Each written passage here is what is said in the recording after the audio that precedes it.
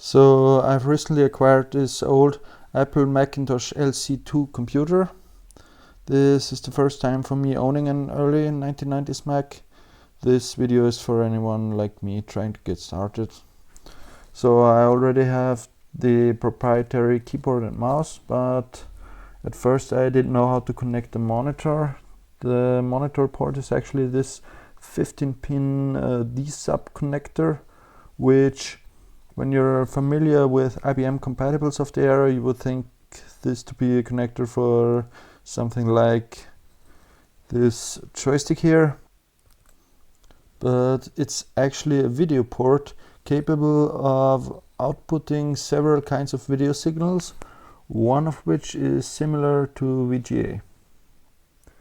The idea is to just wire each pin to the corresponding VGA pin, except for this C-Sync composite sync signal, which we don't need with VGA.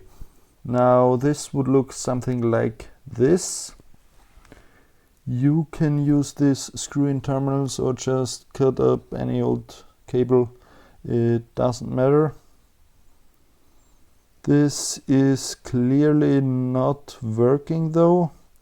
The problem lies in the 3 pins called ID1, ID2 and ID3. Like I said, several different types of signals are supported, and an original Apple monitor would set these pins to on or off to indicate what type of video input it wants. So to get the VGA-like signal, we want ID2 and 3 to be on and ID1 to be off, which we achieve by leaving ID2 and 3 alone and just grounding ID1.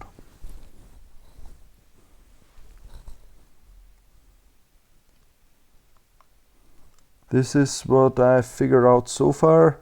This seems to work.